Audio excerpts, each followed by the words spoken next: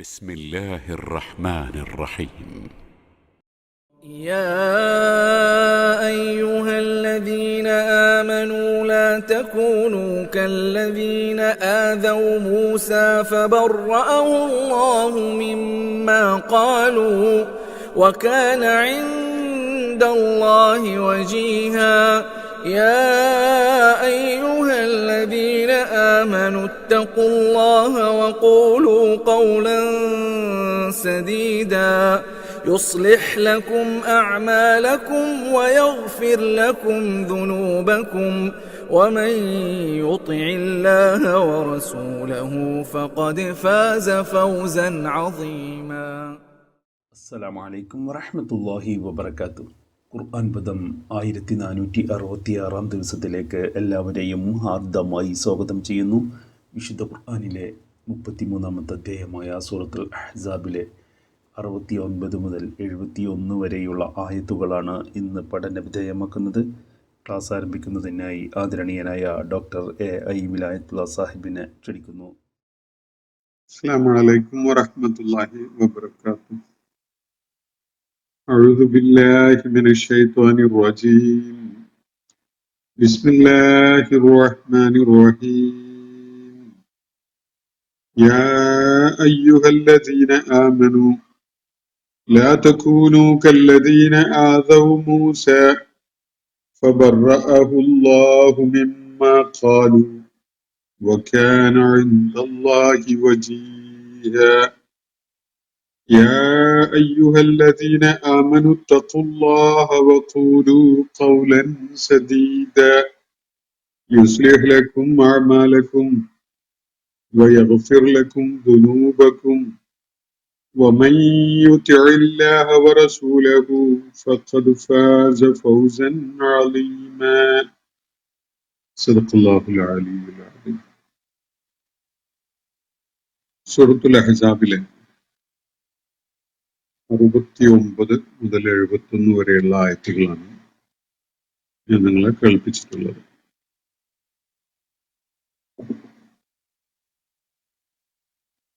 സത്യവിശ്വാസികളെ അഭിസംബോധന ചെയ്തുകൊണ്ട് അല്ലാഹു അവർക്ക് വളരെ ശ്രദ്ധേയമായ ചില നിർദ്ദേശങ്ങളും വളരെ കണിശമായ ചില ഉപദേശങ്ങളൊക്കെ നൽകുകയാണ്. ഇന്ന് ഞാൻ നിങ്ങളെ കേൾപ്പിച്ചിട്ടുള്ള ആയത്തുകളിലായിട്ട് സത്യനിഷേധികൾ നബി സല്ലല്ലാഹു അലൈഹി വസല്ലമയുടെ പ്രബോധന ദൗത്യത്തിനോട് പ്രതികരിച്ചുകൊണ്ട് നേരത്തെ മക്കയിലും ഇപ്പോ മദീനയിലും തുടരെ ഉന്നയിച്ചുകൊണ്ടിരുന്ന ഒരു വിഷയമാണ്. നബി സല്ലല്ലാഹു അലൈഹി വസല്ലം അവർക്ക് താക്കീതായി നൽകിയിരുന്ന, അവരോട് താക്കീതായിട്ട് പറഞ്ഞിട്ടുണ്ടായിരുന്ന അന്ത്യസമയം മനുഷ്യരൊക്കെയും തന്നെ അള്ളാഹുവിന്റെ മുന്നിൽ ഒരുമിച്ച് കൂട്ടപ്പെടുകയും അവരുടെ കർമ്മങ്ങളെക്കുറിച്ച് വിചാരണ ചെയ്യപ്പെടുകയൊക്കെ ചെയ്യുന്ന ആ നാളിനെ അതിനെ പരാമർശിച്ചുകൊണ്ട് അവർ നിരന്തരം ചോദ്യങ്ങൾ ചോദിച്ചുകൊണ്ടിരിക്കുകയാണ്. പലപ്പോഴും പരിഹസിക്കാൻ ഉദ്ദേശിച്ചുകൊണ്ടും ചിലപ്പോഴൊക്കെ ഉദ്ദേശപൂർവം കാര്യങ്ങൾ അറിയാൻ താല്പര്യം കാണിച്ചുകൊണ്ടുമാകാം. എന്നാൽ ഈ ചോദ്യം അവർ നിരന്തരമായി ഉന്നയിക്കുകയാണ്. സാഴത്ത് എന്താണ് എന്നതല്ല, സാഴത്ത് എപ്പോഴാണ് സംഭവിക്കുക, അതിന്റെ തീയതിയും നാളും ഒക്കെ ഒന്ന് കുറിച്ച് തരാൻ പറ്റുമോ എന്നുള്ള നിലക്കാണ് അവരുടെ ചോദ്യം. അതിനുള്ള മറുപടിയാണ് തൊട്ടു മുകളിലുള്ള ആയത്തുകളിൽ അള്ളാഹു നൽകുന്നത് നമ്മൾ കാണുകയുണ്ടായത്. നബി സല്ലല്ലാഹു അലൈഹി വസല്ലമയോട് സാഴത്തിനെ കുറിച്ചുള്ള അറിവ് അള്ളാഹുവിന്റെ മാത്രം ഉടമസ്ഥതയിലുള്ളതാണ്, താങ്കൾക്ക് അതിനെക്കുറിച്ച് യാതൊന്നും അറിയുകയില്ല എന്ന കാര്യം വെളിപ്പെടുത്താനാണ്. ഒരുപക്ഷെ അത് വളരെ സമീപസ്ഥമായി തന്നെ സംഭവിച്ചേക്കാം, ഇതാണ് പറയാൻ വേണ്ടി പറഞ്ഞിട്ടുള്ളത്. എന്നാൽ ഈ നിഷേധികളും കപടന്മാരും അവര് ഈ ചോദ്യങ്ങൾ ഉന്നയിക്കുന്നത് ഒരിക്കലും തന്നെ കാര്യങ്ങൾ അറിയുന്നതിന് വേണ്ടിയായിരുന്നില്ല, മറിച്ച് ഒരു വെല്ലുവിളിയുടെയോ പരിഹാസത്തിന്റെയോ ഒക്കെ സ്വരത്തില് ഈ സാഴത്ത് എന്ന സാധ്യതയെ, അന്ത്യസമയം എന്ന സാധ്യതയെ നിഷേധിക്കുന്നതിനും തള്ളിക്കളയുന്നതിനും ഒക്കെ വേണ്ടിയാണ് അവര് ഈ ചോദ്യങ്ങൾ ഉന്നയിച്ചുകൊണ്ടിരുന്നത്. എന്നാൽ ഒരു കാര്യം, സാഴത്ത് എപ്പോ സംഭവിക്കുകയാണെങ്കിലും ഒരു കാര്യം തീർച്ചയാണ്, അള്ളാഹു ഈ നിഷേധികളെ, അടിസ്ഥാനപരമായി സത്യനിഷേധ മനസ്ഥിതി കൊണ്ട് നടക്കുന്ന ആളുകളെ അള്ളാഹു ശപിച്ചിരിക്കുകയാണ്. അവർക്കായിട്ട് നരകം ഒരുക്കി വെക്കുകയും ചെയ്തിട്ടുണ്ട്. അവരതിൽ നിത്യമായി കഴിയുന്നവരാകും. അവർക്ക് ഒരു സഹായിയും ഒരു സംരക്ഷകനും ഒന്നും അവരെ രക്ഷപ്പെടുത്തുന്നതിനായിട്ട് രംഗത്ത് വരികയില്ല. അവരുടെ വദനങ്ങൾ, അവരുടെ മുഖങ്ങൾ നരകത്തില് ഇളക്കി മറിക്കപ്പെടുമ്പോ അവര് പറയുക, വിലപിച്ചുകൊണ്ട് അവര് പറയുക ഇങ്ങനെയാണ്: യാ ലൈതന അതാഅനല്ലാഹ വഅതാഅന റസൂല. കഷ്ടമായി പോയി, നമ്മള് അള്ളാഹുവിനെയും അവന്റെ ദൂതനെയും അനുസരിച്ചിരുന്നെങ്കിൽ എത്ര നന്നായിരുന്നേന് എന്നാണ് വിലപിച്ചുകൊണ്ട് അവര് പറയുക. ഈ ഖിയാമത്ത് എപ്പോ സംഭവിക്കുകയാണെങ്കിലും, സാഴത്ത് എപ്പോ നടപ്പിലാക്കപ്പെടുകയാണെങ്കിലും നിഷേധികളുടെ പരിണിതി, അവരുടെ ആഖിബത്ത് ഇങ്ങനെയായിരിക്കും എന്നതാണ് അള്ളാഹു ഇവിടെ വ്യക്തമാക്കുന്നത്. അവര് തുറന്നു പറയുക, ഞങ്ങള് ഞങ്ങളുടെ നേതാക്കന്മാരെയും പ്രമാണിമാരെയും ഒക്കെ ആയിരുന്നു അനുസരിച്ചിരുന്നത്, അവര് ഞങ്ങളെ പിഴപ്പിച്ചു കളഞ്ഞു. അതുകൊണ്ട് അള്ളാഹുവെ, നീ അവർക്ക് ഇരട്ടി ശിക്ഷ നൽകണമേ എന്നാണ് അവര് തുടർന്ന് അള്ളാഹുവിനോട് കേണപേക്ഷിക്കുക എന്നൊക്കെയാണ് അള്ളാഹു ഈ വിവരണത്തിന്റെ ഭാഗമായിട്ട് ഇവിടെ വ്യക്തമാക്കുന്നത്. അതിനെ തുടർന്നാണ് നിഷേധികൾക്കുള്ള ഒരു താക്കീതിന്റെ സ്വഭാവത്തിലുള്ള ഈ കാര്യങ്ങൾ വ്യക്തമാക്കപ്പെട്ടതിന് ശേഷമാണ് അള്ളാഹു നബി സല്ലല്ലാഹു അലൈഹി വസല്ലമയോടൊപ്പം സത്യസന്ധതയോടെയും ആത്മാർത്ഥതയോടെയും മുഴുവനായും അള്ളാഹുവിന്റെയും അവന്റെ ദൂതന്റെയും മാർഗത്തിൽ അർപ്പിക്കാനുള്ള സന്നദ്ധത പ്രകടിപ്പിച്ചുകൊണ്ടുമൊക്കെ അദ്ദേഹത്തോടൊപ്പം നിലകൊള്ളുന്ന സത്യവിശ്വാസികളോടായിട്ട് സംസാരിക്കുന്നത്. പലയിടങ്ങളിലും ഇന്ന് ഞാൻ നിങ്ങളെ കേൾപ്പിച്ച ആയത്തുകളുടെ തുടക്കത്തിലുള്ളതുപോലെ യാ അയ്യുഹല്ലദീന ആമനു എന്ന വിധത്തില് തുടങ്ങുന്നത് കാണാൻ സാധിക്കും. പലയിടങ്ങളിലുമുള്ള ആ അഭിസംബോധന പലപ്പോഴും മുസ്ലിം സമൂഹത്തെ ഒന്നാകെ ഉദ്ദേശിച്ചുകൊണ്ടും കപട വിശ്വാസികൾ ഉൾപ്പെടെയുള്ള അതിലെ പുഴുക്കുത്തേറ്റ ആളുകളെ കൂടി ഉൾപ്പെടുന്ന വിധത്തിലുമാണ് അഭിസംബോധന ചെയ്യാറുള്ളത് എന്നത് കാണാൻ സാധിക്കും. എന്നാൽ ഇവിടെ വിശ്വാസത്തിന്റെ മാർഗത്തിൽ ആത്മാർത്ഥതയോടുകൂടി സ്വയം സമർപ്പിക്കാൻ സന്നദ്ധരായ അള്ളാഹുവിന് ഇഷ്ടപ്പെട്ട വിശ്വാസികളുടെ കാര്യത്തിലാണ്, അവരെ അഭിസംബോധന ചെയ്തുകൊണ്ടാണ് ഈ കാര്യം പറയുന്നത്. കപട വിശ്വാസികളെയും ഹൃദയത്തില് രോഗബാധയുള്ളവരെയും ഉദ്ദേശിച്ചുകൊണ്ട് അവരെ കൂടി ഉൾപ്പെടുത്തിക്കൊണ്ടല്ല എന്നത് പ്രത്യേകം ഈ ആയത്തിന്റെ ഉള്ളടക്കം പരിശോധിക്കുമ്പോൾ നമുക്ക് മനസ്സിലാക്കാൻ സാധിക്കും. അപ്പോ ആയത്തുകൾ ഇന്ന് ഞാൻ നിങ്ങളെ കേൾപ്പിച്ചത് നമുക്ക് അതിന്റെ സാരം മനസ്സിലാക്കാം. യാ അയ്യുഹല്ലദീന ആമനു, വിശ്വാസികളെ, സത്യവിശ്വാസം ഉൾക്കൊണ്ട ആളുകളെ, ലാ തകൂനു കല്ലദീന ആദൗ മൂസ, മൂസ അലൈഹിസ്സലാമിനെ ഉപദ്രവിച്ച ആളുകളെ പോലെ നിങ്ങളാവരുത്. ഇത് വളരെ ചേർത്ത് പിടിച്ചുകൊണ്ടുള്ള ഒരു നിർദ്ദേശമാണ്. നബി സല്ലല്ലാഹു അലൈഹി വസല്ലമയെ പിൻപറ്റുന്ന, അദ്ദേഹത്തെ സകല പ്രതിസന്ധികളിലും കാത്തു സംരക്ഷിക്കുന്നതിന് വെമ്പലോടുകൂടി മുന്നിട്ടിറങ്ങുന്ന വിശ്വാസികളെ അഭിസംബോധന ചെയ്തുകൊണ്ട് അള്ളാഹു പറയുകയാണ്, നിങ്ങൾ ഒരിക്കലും തന്നെ യഹൂദന്മാരെ പോലെ ആവരുത്.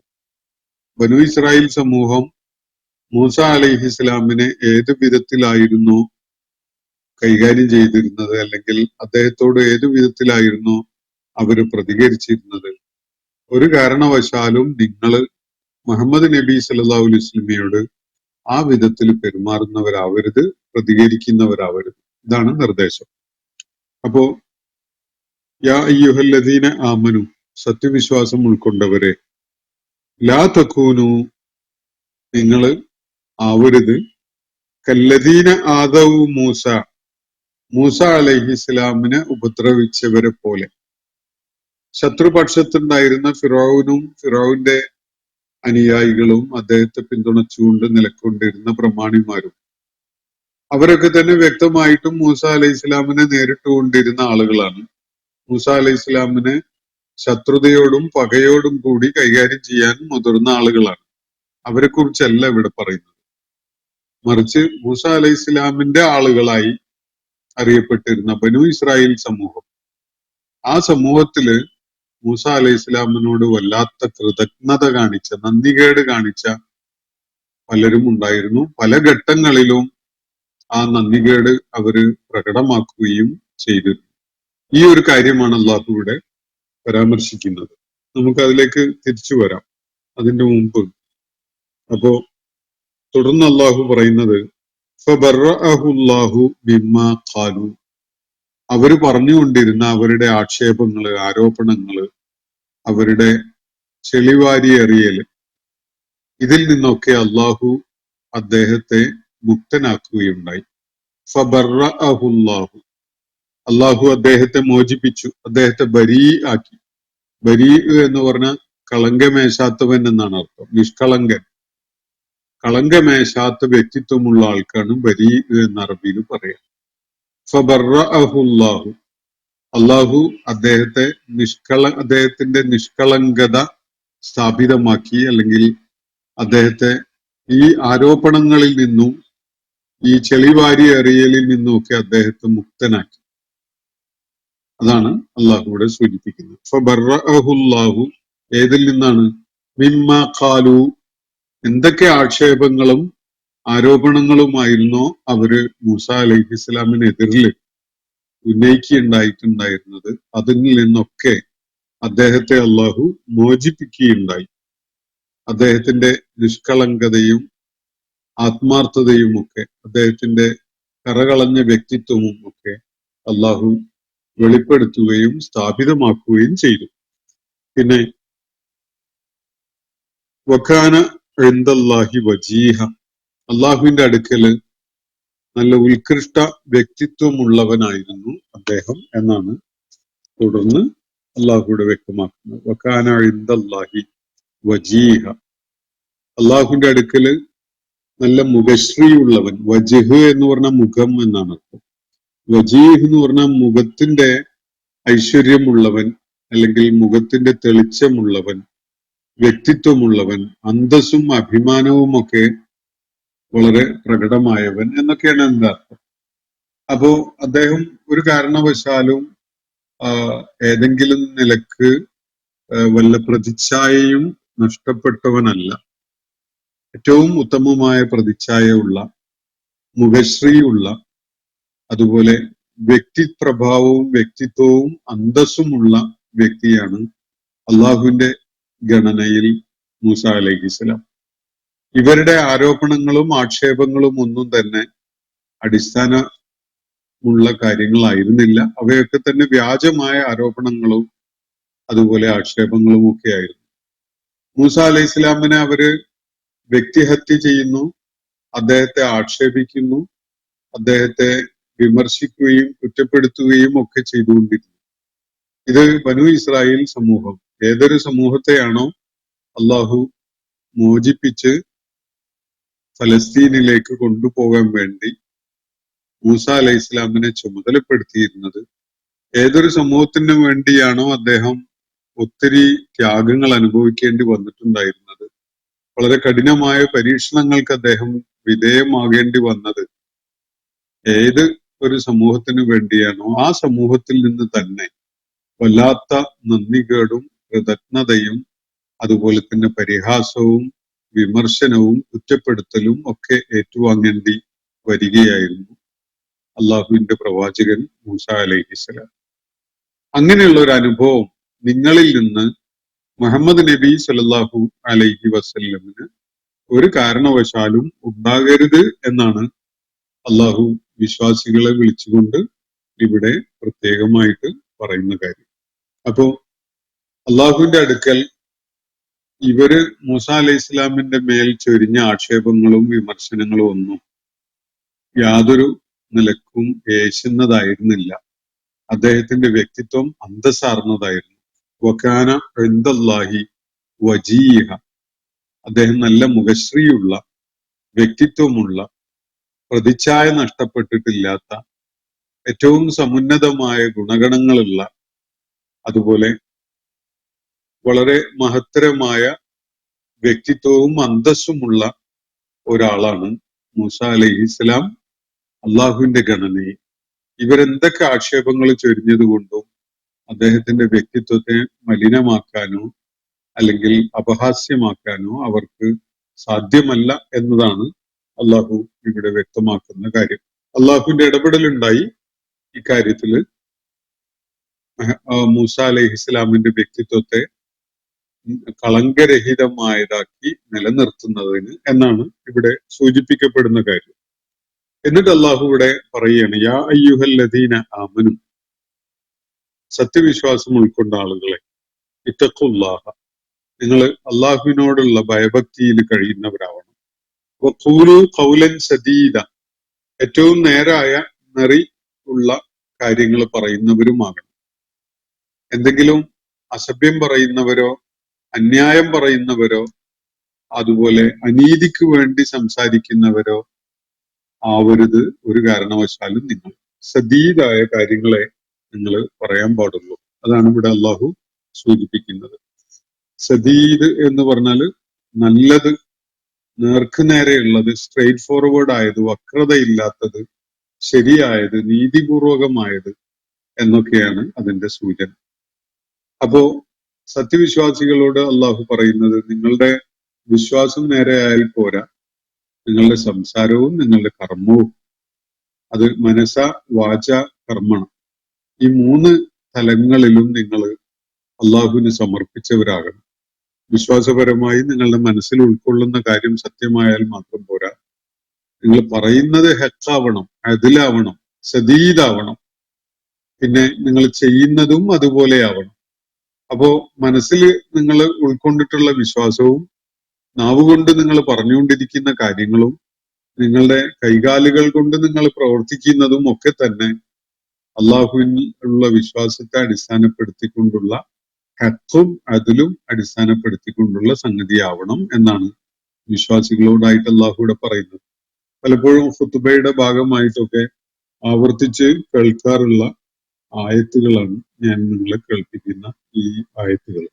വിശ്വാസികളോടായി അള്ളാഹു ഇവിടെ പ്രത്യേകമായി പറയുന്ന കാര്യം, യാ അയ്യുഹല്ലദീന ആമനു, സത്യവിശ്വാസം ഉൾക്കൊണ്ടവരെ, ഇത്തഖുല്ലാഹ, നിങ്ങൾ അള്ളാഹുവിനോട് തഖ്വയുള്ള, ഭയഭക്തിയുള്ള ആളുകളായിട്ട് കഴിയണം. വഖൂലു ഖൗലൻ സദീദ, നല്ല കാര്യങ്ങൾ പറയുന്നവരാകണം.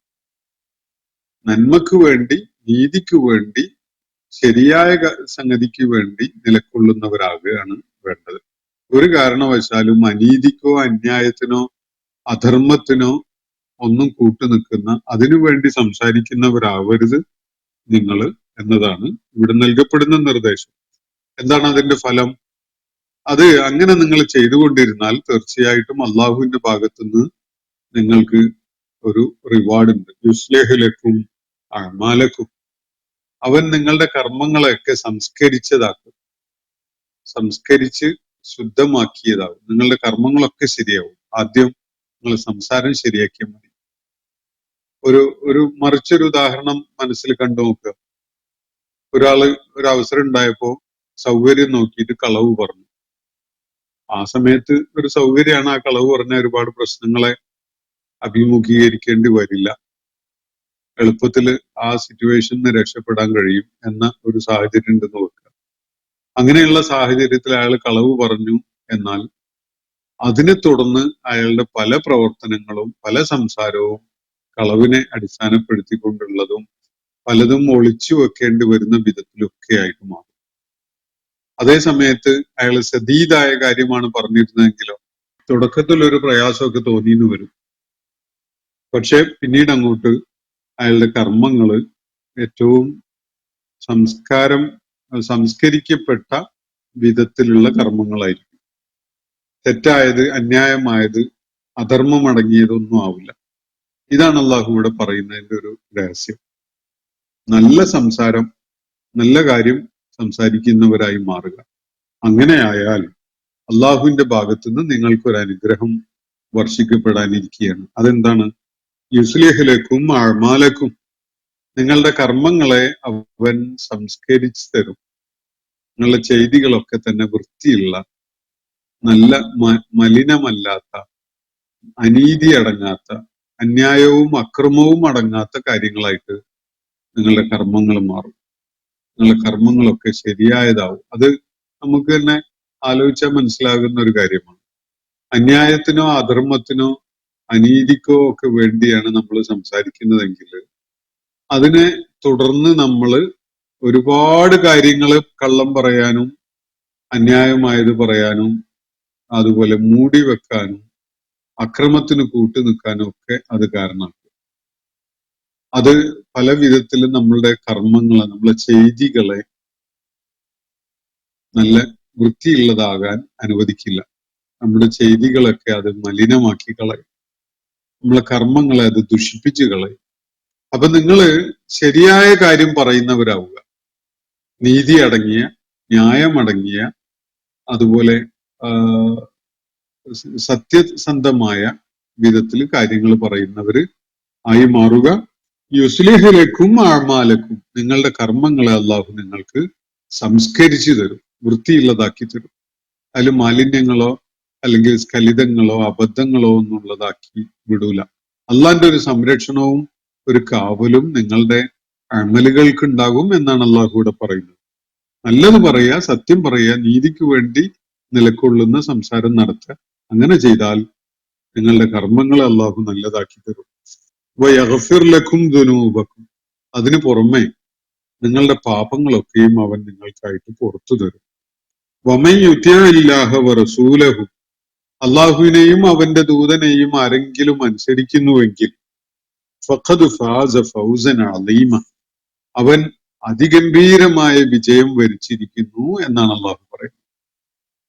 അള്ളാഹുവിനെയും അവന്റെ ദൂതനെയും അനുസരിക്കുക എന്ന ഒരു വളരെ ലളിതമായ ജീവിത മര്യാദ ഒരാൾ സ്വീകരിച്ചാൽ, എന്ന് പറഞ്ഞാൽ അള്ളാഹുവിനെയും അവന്റെ റസൂലിനെയും ധിക്കരിക്കുന്ന യാതൊന്നും ഞാൻ ചെയ്യില്ല, എന്റെ സംസാരവും കർമ്മങ്ങളും ഒക്കെ തന്നെ അള്ളാഹുവിനെയും അവന്റെ ദൂതനെയും അനുസരിക്കുന്ന വിധത്തിലുള്ളതാകും എന്ന് ഒരാൾ തീരുമാനിച്ചു കഴിഞ്ഞാൽ അതിന്റെ ഫലം എന്താണ്? അയാൾക്ക് അള്ളാഹു വലിയ വിജയം നൽകും എന്നതാണ്.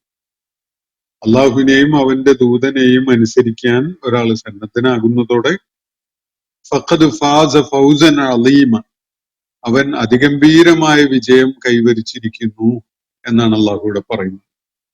നമ്മുടെ കാലഘട്ടത്തിലും പല ചരിത്രഘട്ടങ്ങളിലും ഹദീസിനെ നിഷേധിക്കുന്ന ഒരുപാട് ആളുകൾ രംഗത്ത് വരാറുണ്ട്. ഹദീസുകളൊന്നും പ്രധാനമല്ല, നബി സല്ലല്ലാഹു അലൈഹി വസല്ലമയുടെ സുന്നത്തിന് വലിയ പ്രസക്തിയൊന്നുമില്ല, അത് അടിസ്ഥാനരഹിതമാണ് എന്നൊക്കെ പറയുന്ന വിധത്തിൽ അവരെങ്ങനെയാണ് അള്ളാഹുവിന്റെ റസൂലിനെ അനുസരിക്കാൻ പോണത്? ഇവിടെ അള്ളാഹു പറയുന്നത് അള്ളാഹുവിനെയും അവന്റെ ദൂതനെയും അനുസരിക്കുക എന്നാണ്.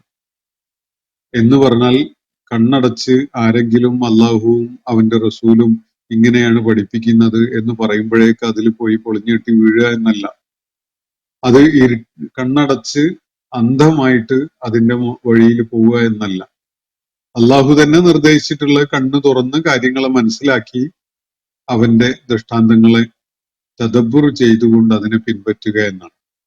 അതുകൊണ്ട് അള്ളാഹുവിന്റെ റസൂലിനെ അനുസരിക്കുക എന്ന് പറയുന്നതും ബ്ലൈൻഡായിട്ട് അതിന്റെ പുറകെ പോവുക എന്നല്ല, മറിച്ച് ആലോചനയുള്ളവരായി ശരിയും തെറ്റും വേർതിരിച്ച് മനസ്സിലാക്കി. ഹദീസുകളിലും പല വിധത്തിലുള്ള വിഷയങ്ങളും പ്രശ്നങ്ങളും ഒക്കെ കാണും. സത്യസന്ധമായിട്ട് അതിനെ സമീപിക്കുകയും ബുദ്ധിപരമായ ശരിയായ നിലപാടോടുകൂടി അതിനെ വിശകലനം ചെയ്യുകയും ചെയ്യുമ്പോൾ ഖുർആന്റെ വെളിച്ചത്തില് ഹദീസുകളിൽ നിന്ന് നമുക്ക് ശരിയായ മാർഗദർശനം ലഭിക്കും. അതിൽ യാതൊരു സംശയവുമില്ല. അത് കണ്ണടച്ച് അന്ധനും ബധിരനും മൂഢനും ഒക്കെ ആയിക്കൊണ്ട് പിന്തുടരാനുള്ള ഒരു കാര്യമല്ല. അള്ളാഹുവിന്റെ കിതാബായാലും റസൂൽ സല്ലല്ലാഹു അലൈഹി വസല്ലമയുടെ ചര്യയായാലും കണ്ണ് തുറന്നും കാര്യങ്ങളെ ശരിയായ നിലക്ക് മനസ്സിലാക്കിയും വിലയിരുത്തിയും ബുദ്ധിപൂർവകമായിട്ട് തന്നെയാണ് അതൊക്കെ ഉൾക്കൊള്ളേണ്ടതും സ്വീകരിക്കേണ്ടതും. ബ്ലൈൻഡ് ആയിട്ട് സ്വീകരിക്കുന്ന ആളുകളുടെ തെറ്റായ നടപടി ആരെങ്കിലും ഹദീസിനെയോ ഖുർആനെയോ നിഷേധിക്കാൻ കാരണമാകുന്നുണ്ടെങ്കിൽ അത് അവരുടെ പരിമിതിയോ അല്ലെങ്കിൽ വഴിപിഴയ്ക്കലോ ഒക്കെയാണ്. അപ്പോ അള്ളാഹു ഇവിടെ വ്യക്തമായും നിർദ്ദേശിച്ചിട്ടുള്ളത് അള്ളാഹുവിനെയും അവന്റെ ദൂതനെയും അനുസരിക്കുക എന്നതാണ്. അങ്ങനെ ഒരാൾ ചെയ്താൽ അതിഗംഭീരമായ വിജയം അയാൾ കൈവരിക്കും എന്നാണ് അള്ളാഹു ഇവിടെ പറയുന്നത്. അള്ളാഹുവിന്റെ റസൂലിനെ അനുസരിക്കണമല്ലോ. അനുസരിക്കണമെങ്കിൽ വിശുദ്ധ ഖുർആൻ പറയുന്ന കാര്യങ്ങൾക്ക് പുറമെ അതിന്റെ വിശദാംശങ്ങളായിക്കൊണ്ട് അള്ളാഹുവിന്റെ പ്രവാചകൻ എന്തൊക്കെയാണ് പറഞ്ഞത് പഠിപ്പിച്ചത് എന്ന് അറിയണമല്ലോ. ഹദീസിനെ നിഷേധിച്ചാൽ, സുന്നത്തിനെ തള്ളിക്കളഞ്ഞാൽ അതൊരിക്കലും ഒരാൾക്കും ചെയ്യാൻ സാധ്യമല്ല. അതുകൊണ്ട് ഹദീസിനെയൊക്കെ ശ്രദ്ധാപൂർവം മനസ്സിലാക്കിക്കൊണ്ട് ഉൾക്കൊള്ളുകയാണ് വേണ്ടത്. അത് അള്ളാഹുവിന്റെ പ്രവാചകനെ അനുസരിക്കുന്ന വിധത്തിൽ തന്നെ ആവുകയും വേണം. അള്ളാഹുവിന്റെ പ്രവാചകൻ ഒരിക്കലും സദീദല്ലാത്തത് പിന്തുടരാൻ നമ്മളോട് പറയില്ല. അതുകൊണ്ട് ഏറ്റവും ശരിയായത് കണ്ടെത്തി പിന്തുടരുക, അള്ളാഹുവിനെയും അവന്റെ ദൂതനെയും അനുസരിക്കുന്നതിൽ വളരെ കരുതലും ശ്രദ്ധയും ഉണ്ടാവുക എന്നതാണ് ഇതിന്റെ സൂചന. ഒരിക്കലും തന്നെ ഹദീസ് നിഷേധിക്കാൻ ഖുർആനിൽ വിശ്വാസമുള്ള ആളുകൾക്ക് സാധ്യമല്ല. ഹദീസിന്റെ കാര്യത്തിൽ എന്നല്ല, ഖുർആന്റെ കാര്യത്തിൽ പോലും അന്ധത പാടില്ല. അതാണ് അടിസ്ഥാനപരമായിട്ട് മനസ്സിലാക്കേണ്ട ഒരു കാര്യം. എന്നാൽ ഒരു കാരണവശാലും ഹദീസ് നിഷേധികൾക്ക് ഖുർആനെ പിന്തുടരുക സാധ്യമല്ല. അള്ളാഹുവോട് പറയുന്ന കാര്യം സത്യവിശ്വാസികളോടായിട്ട് പറഞ്ഞത്, നിങ്ങൾ അള്ളാഹുവിനെയും അവന്റെ ദൂതനെയും അനുസരിക്കുന്നവരാവുക. അങ്ങനെ നിങ്ങൾ ചെയ്താൽ നിങ്ങളുടെ കർമ്മങ്ങൾ അവൻ നേരെയാക്കി തരും, നിങ്ങൾക്ക് അവൻ പുറത്തു തരും, നിങ്ങളുടെ പാപങ്ങളൊക്കെ അവൻ പുറത്തു തരും. അതുപോലെ അള്ളാഹു അവർക്ക് അതിഗംഭീരമായ വിജയം നൽകുകയും ചെയ്യുമെന്നാണ്. നല്ല സംസാരം നടത്തുക, അള്ളാഹു ഒരു റിവാർഡ് തരുന്നുണ്ട്, നിങ്ങളുടെ കർമ്മങ്ങളെ നേരെയാക്കി തരും.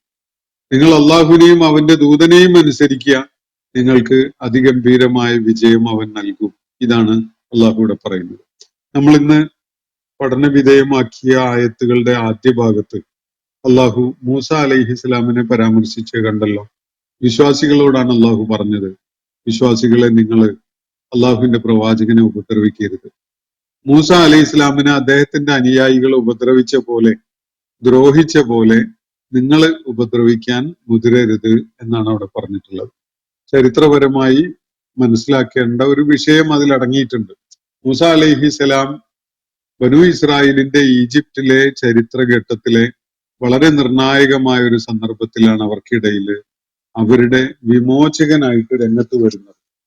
മൂസ അലൈഹി ഇസ്ലാമിന്റെ ബാല്യകാലത്തും യൗവനകാലത്തും ഒക്കെ അദ്ദേഹം നേരിട്ട ജീവിതാനുഭവങ്ങളെ നമ്മൾ നേരത്തെ പല ഘട്ടങ്ങളിലും മനസ്സിലാക്കിയിട്ടുള്ളതാണ്. മദീനിൽ ഷുഐബ് അലൈഹിസ്സലാമിന്റെ കുടുംബത്തോടൊപ്പമായി കഴിഞ്ഞിരുന്ന കാലം പിന്നിട്ട് കുടുംബസമേതം ഈജിപ്തിലേക്ക് മടങ്ങുന്ന വേളയിലാണ് മൂസ അലൈഹി ഇസ്ലാമിനെ അള്ളാഹു പ്രവാചകനായി തെരഞ്ഞെടുത്തുകൊണ്ട് ദൗത്യവും ചുമതലയും ഒക്കെ ഏൽപ്പിക്കുന്നത്. അങ്ങനെ ബനു ഇസ്രായേൽ സമൂഹത്തെ മോചിപ്പിക്കുന്ന ദൗത്യം നിർവഹിക്കുന്നതിനായിട്ട് ഫറോവയുടെ അടുക്കലേക്ക് ധൈര്യം സംഭരിച്ചുകൊണ്ട് അള്ളാഹുവിന്റെ പിൻബലത്തോടുകൂടി കടന്നു വന്ന മൂസ അലൈഹിസ്സലാം സ്വന്തം സമുദായത്തിൽ നിന്ന് തന്നെ ഒരുപാട് തിരിച്ചടികൾ നേരിടേണ്ടി വരുന്നുണ്ട്. അവർക്ക് വേണ്ടിയാണ് അദ്ദേഹം അത്രയും വലിയ ത്യാഗം അനുഭവിക്കാൻ സന്നദ്ധനായത്. നമ്മുടെ നാട്ടിലെ ദലിത് സമൂഹത്തെയോ ഒക്കെ പോലെ അതികിരാതമായ മർദ്ദനങ്ങൾക്കും അതുപോലെ പീഡനങ്ങൾക്കും അടിമത്ത തുല്യമായ അവസ്ഥകൾക്കും ഒക്കെ വിധേയരാക്കപ്പെട്ടിരുന്നവരാണ് ബനു ഇസ്രായേൽ ഈജിപ്തില് ആ കാലഘട്ടത്തില്. നൂറ്റാണ്ടുകൾക്ക് മുമ്പ് യൂസുഫ് അലൈഹി ഇസ്ലാമിന്റെ കാലത്ത് അവർക്ക് വലിയ പ്രതാപം ഈജിപ്തിൽ ഉണ്ടായിരുന്നു. പക്ഷേ ഖിബ്തികളും ഫിറഔൻ വിഭാഗത്തിൽപ്പെട്ടവരും ഒക്കെ തന്നെ അവരെ വൈകാതെ തന്നെ വിദേശികളായിട്ട് മുദ്രകുത്തുകയും തഴയുകയും അവരെ രണ്ടാം കിട പൗരന്മാരാക്കി മാറ്റുകയൊക്കെ ചെയ്തുകൊണ്ടാണ് അവരെ അടിമകളാക്കി അല്ലെങ്കിൽ അടിമ തുല്യരാക്കി മാറ്റിയത്. ആ ഒരു അവസ്ഥയിലായിരുന്നു ഈജിപ്തിൽ അവർ കഴിഞ്ഞുകൊണ്ടിരുന്നത്. ആ ഘട്ടത്തിലാണ് മൂസ അലൈഹി ഇസ്ലാം അവരുടെ വിമോചകനായിട്ട് രംഗത്ത് വരുന്നത്. അങ്ങനെ മൂസ അലൈഹി ഇസ്ലാമാണ് അവരെ ആ വളരെ ദൈന്യമായ അവസ്ഥയിൽ നിന്ന് വിമോചിപ്പിച്ചു കൊണ്ടുപോകുന്നത്. എത്രത്തോളം എന്ന് പറഞ്ഞാൽ അതിഭീകരമായ അവസ്ഥകളിലൂടെ അവർ കടന്നു പോകുമ്പോൾ മൂസ അലൈഹി ഇസ്ലാം അള്ളാഹു നൽകിയ മുഅ്ജിസത്ത് കാണിച്ചുകൊണ്ട് ഫറോവയെ വെല്ലുവിളിക്കുകയും ഒടുക്കം ചെങ്കടലിൽ ഫറോവയും കൂട്ടരും മുങ്ങിച്ചാവുകയും ചെയ്യുന്ന അവസ്ഥ വരെ ഉണ്ടായി. അങ്ങനെ ചെങ്കടല് കടന്ന് സിനായി മരുഭൂമിയിൽ എത്തിയ ഘട്ടത്തിൽ പോലും ഈ അനുയായികൾ മൂസ അലൈഹി ഇസ്ലാമിനെ ദ്രോഹിച്ചുകൊണ്ടുള്ള വർത്താനാണ് പറയുന്നത്. അവർക്ക് അറിയാലോ അള്ളാഹുവിന്റെ നേരിട്ടുള്ള ഇടപെടൽ കൊണ്ട് മാത്രമാണ് ചെങ്കടല് പിളർന്ന് അവർക്ക് ഉണങ്ങി വരേണ്ട ഒരു വഴി ഒരുങ്ങി കിട്ടിയത് എന്നത്. ഫറോവയുടെ പീഡനങ്ങളിൽ നിന്ന് രക്ഷപ്പെടാൻ അവർക്ക് സാധിച്ചത് മൂസ അലൈഹി ഇസ്ലാം അവരുടെ വിമോചകനായി രംഗത്ത് വന്നത് കൊണ്ട് മാത്രമാണ് എന്നത് അവർക്കറിയാം. എന്നിട്ടും അവര് മൂസ അലൈഹി ഇസ്ലാമിനെ ദ്രോഹിച്ചുകൊണ്ടിരിക്കുക. മൂസ നീ വരുന്നതിന് മുമ്പും അതിനുശേഷവും ഞങ്ങൾക്ക് കഷ്ടപ്പാട് തന്നെയാണ് എന്നാണ് പലപ്പോഴും അവർ പറഞ്ഞുകൊണ്ടിരുന്നത്. അനുസരണക്കേട് കാണിക്കുന്നതില് അവര് യാതൊരു ഒരു അതിർവരമ്പും പാലിക്കുകയുണ്ടായില്ല എന്ന് പോലും നമുക്ക് മനസ്സിലാക്കാൻ സാധിക്കും. സിനായില് കഴിയുന്ന ഘട്ടത്തിലാണ് അള്ളാഹു മൂസ അലൈഹി ഇസ്ലാമിനും സമൂഹത്തിനും മാർഗദർശനം നൽകുന്ന കിതാബ് നൽകാൻ വേണ്ടി തൂർ പർവ്വതത്തിലേക്ക് വിളിക്കുകയുണ്ടായത്. അങ്ങനെ മൂസ അലൈഹി ഇസ്ലാം പ്രതിനിധികളുമായി അങ്ങോട്ട് പോയ ഘട്ടത്തിലാണ് സാമിരി പശുക്കുട്ടിയുടെ രൂപം ഉണ്ടാക്കിയിട്ട് ജനങ്ങളെ അതിനെ ആരാധിക്കുന്നവരാക്കി മാറ്റിക്കളഞ്ഞത്. ഇതുപോലെ ഒരുപാട് കാര്യങ്ങൾ പശുവിനെ അറുക്കാൻ നിർദ്ദേശിച്ചപ്പോൾ അങ്ങനെയുള്ള ഒരുപാട് ഘട്ടങ്ങളിൽ മൂസ അലൈഹി ഇസ്ലാമിന് പൂർണ്ണമായ അനുസരണവും വിധേയത്വവും നൽകാതെ അദ്ദേഹത്തിനെ അവര് വല്ലാതെ കഷ്ടപ്പെടുത്തുകയായിരുന്നു.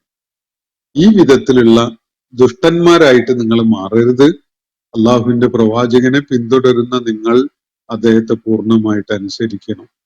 ഇതാണ് അള്ളാഹുവിടെ പറയുന്നത്. മൂസ അലൈഹി ഇസ്ലാം നേരിട്ട വിധത്തിലുള്ള പ്രതിസന്ധികള് നിങ്ങളുടെ ഭാഗത്തുനിന്ന് അള്ളാഹുവിന്റെ പ്രവാചകന് നേരിടേണ്ടി വരാൻ പാടില്ല.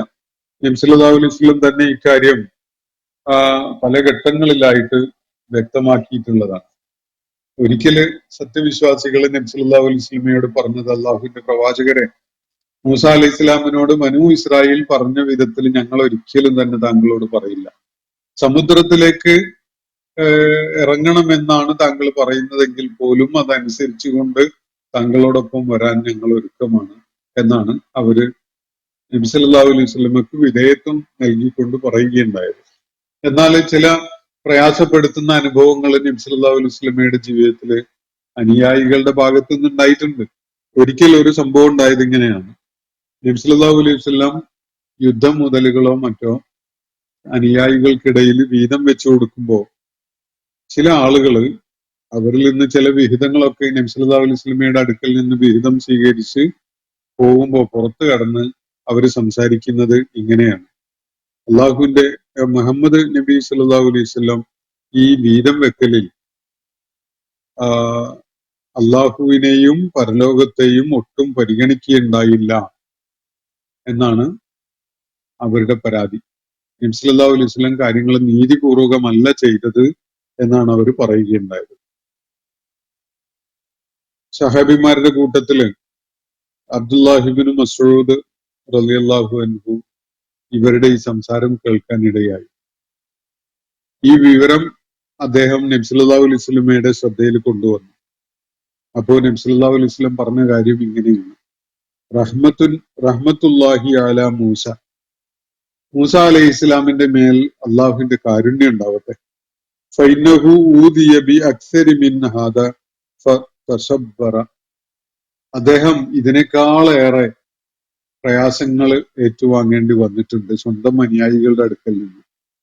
പക്ഷെ അദ്ദേഹം ക്ഷമ കൈക്കൊള്ളുകയായിരുന്നു എന്നാണ് നബി സല്ലല്ലാഹു അലൈഹി വസല്ലം മൂസ അലൈഹി ഇസ്ലാമിനെ കുറിച്ച് നബി സല്ലല്ലാഹു അലൈഹി വസല്ലം പറയുകയുണ്ടായത്.